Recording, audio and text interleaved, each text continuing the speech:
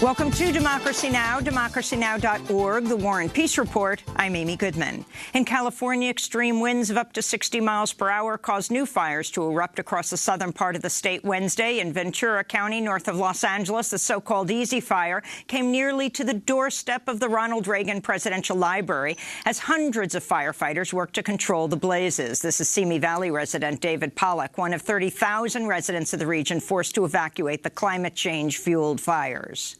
As long as we get up, get out of here, get the car moving, everything else can be replaced in theory. So, you know, breathing at the end of the day is better than not breathing at the end of the day. Chile's President Sebastián Piñera announced Wednesday his nation will not be hosting the UN Climate Summit in Santiago in December as planned. The UN said it's now looking for an alternative venue. Piñera also canceled the scheduled Asia-Pacific Economic Cooperation Conference, that's APEC, as mass protests against inequality in Chile enter their third week. His announcement came as a shocking new report warns 300 million people are at risk from rising sea levels, 3 times more than previous estimates. We'll have more on the fires in California and the report after headlines.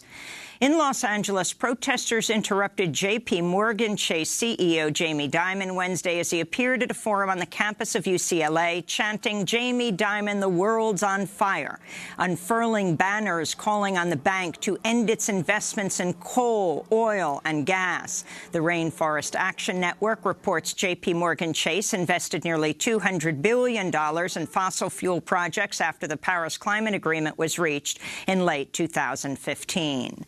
On Capitol Hill, 50 youth climate activists with the Sunrise Movement occupied the offices of California Senator Dianne Feinstein and House Speaker Nancy Pelosi Wednesday, demanding meaningful action on climate change. Organizer Claire Teixeira Morrison said in a statement, quote, "Democratic leadership is failing to treat this like the emergency that it is. Business as usual is killing us," she said.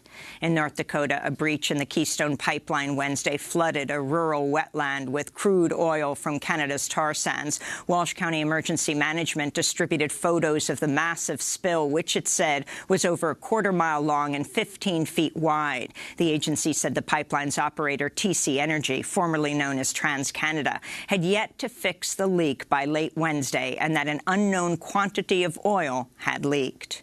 The House of Representatives is voting today to formalize the impeachment process, marking the first vote by the full House related to the impeachment inquiry of President Donald Trump. This comes as the top Russia official on the National Security Council, Tim Morrison, is scheduled to testify on Capitol Hill today. On Wednesday, it was reported Morrison will soon step down from his post. Meanwhile, House Democrats have asked Trump's former National Security Advisor John Bolton to testify, but his attorney says he would not appear unless he is subpoenaed. Later in the broadcast, we'll go to Washington, D.C. to speak with California Congressmember Ro Khanna about the latest on the impeachment inquiry.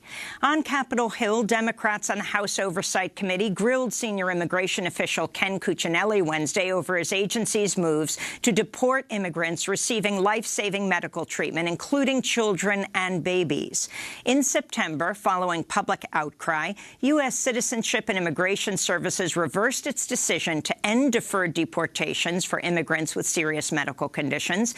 At Wednesday's hearing, Missouri Democratic Congressmember William Clay pressed Cuccinelli, the acting director of USCIS, over the cases of parents of critically ill newborn babies who were told they had 33 days to leave the United States or face deportation.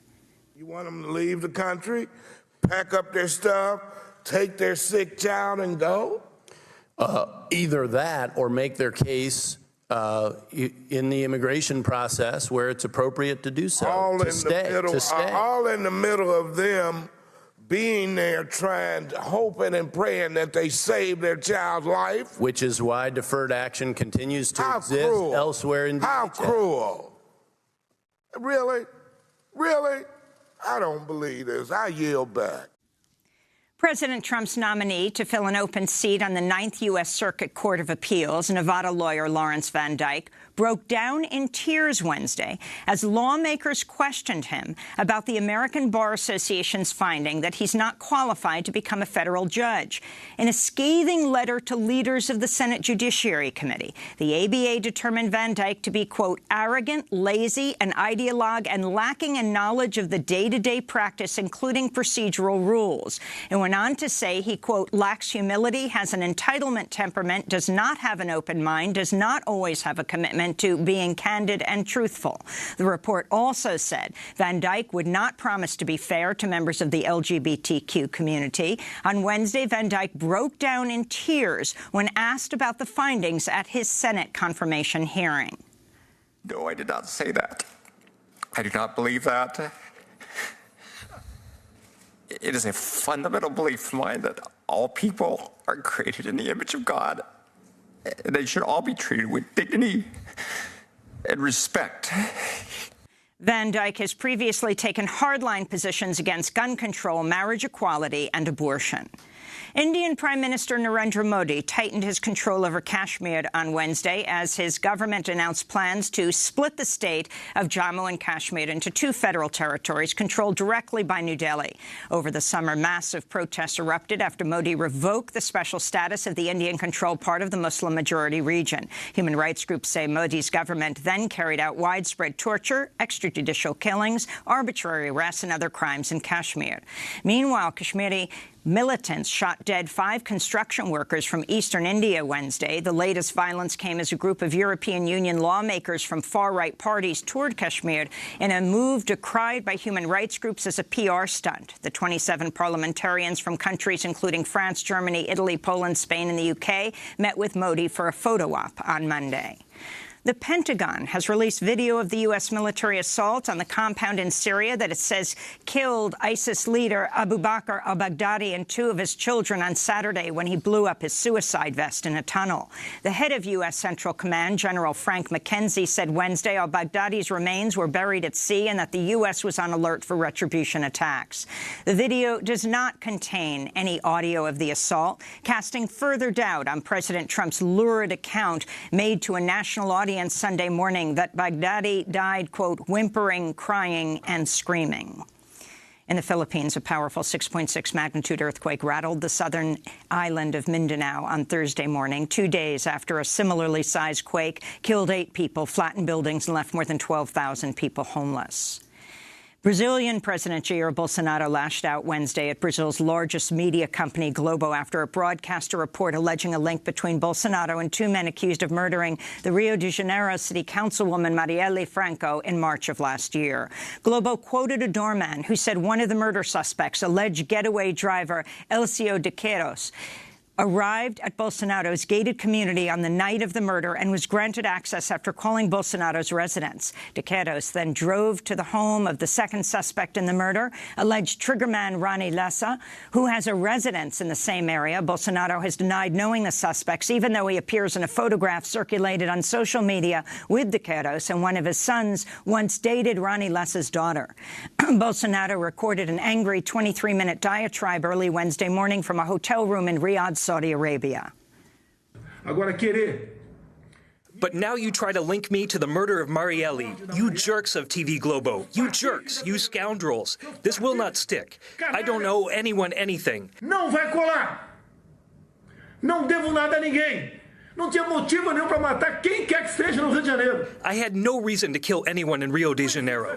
I knew about this councilwoman. I found out about her on the day she was murdered, which by coincidence was March 14th. For the love of God, where are your heads? You have no common sense, TV Globo. In a statement, the Committee to Protect Journalists responded, quote, President Bolsonaro's threats and insults against Brazil's largest news broadcaster have no place in a democracy, unquote. Bolsonaro's tirade came ahead of a fiery address to the Saudi investment forum in Riyadh known as Davos in the desert. In the speech, President Bolsonaro praised Saudi Crown Prince Mohammed bin Salman and Donald Trump while blasting French President Emmanuel Macron, who criticized Bolsonaro's support for the illegal ranchers and miners behind many of the fires sweeping the Amazon rainforest. Colombia's government says it's deploying the military to the southwestern province of Cauca after 5 indigenous people were murdered on their reservation. 6 others were wounded in Tuesday's attack after heavily armed assailants opened fire with guns and grenades on a convoy of people responsible for security in the semi-autonomous Nasatuqueo Indigenous Reserve. Among the dead was community leader Cristina Bautista. Colombian President Ivan Duque traveled to the region Wednesday, blaming dissidents in the FARC rebel group who oppose a peace deal, but police have made no arrests and no suspects have been named in the murders. Twitter says it will stop accepting all political advertisements worldwide beginning in November. CEO Jack Dorsey announced the change in a series of tweets Wednesday, writing, quote, "While Internet advertising is incredibly powerful and very effective for commercial advertisers, that power brings significant risks to politics where it can be used to influence votes to affect the lives of millions," he said. Twitter's move comes as Facebook CEO Mark Zuckerberg is under fire for accepting political advertisements, even when politicians like President Trump make demonstrably false or misleading claims. A forensic pathologist hired by the brother of Jeffrey Epstein says the injuries that killed the multimillionaire sex abuser were consistent with strangulation, not a death by suicide, as a New York medical examiner reported. Dr. Michael Baden says a broken bone in Epstein's neck is, quote, "extremely unusual in suicidal hangings and could occur much more commonly in homicidal strangulation," unquote. Epstein was found dead in his Manhattan jail cell in August as he awaited trial on federal sex trafficking charges. Jeffrey Epstein once counted President Trump and former President Bill Clinton among his high-profile friends. In Britain, Labour Party leader Jeremy Corbyn's formally announced he will challenge Prime Minister Boris Johnson in an election scheduled for December 12th. Today, we launch the most ambitious and radical campaign our country has ever seen to bring real change to all parts of this country. If you want to live in a society that works for everybody, not just the billionaires, if you want to save our hospitals, schools and public services from Tory cuts and privatisation, if you want to stop the big polluters destroying our environment, then this election is your chance to vote for it. And the Chicago Teachers Union reached a tentative contract agreement Wednesday with the city's public school system, but returned to picket lines today after Mayor Lori Lightfoot refused their request to add extra school days to this year's calendar to make up for class time lost to the strike. The tentative deal would bring Chicago teachers a 16% pay raise over 5 years and would add $35 million to efforts to reduce class sizes. In related news, SEIU Local 73, the union representing Chicago school support staff, approved their new contract, with 97% of the workers voting yes and a strong vow to stay in solidarity with the Chicago Teachers Union. Their deal follows a 7-day strike. And those are some of the headlines. This is Democracy Now!, democracynow.org, The War and Peace Report. I'm Amy Goodman. And I'm Nermeen Sheikh. Welcome to our listeners and viewers around the country and around the world.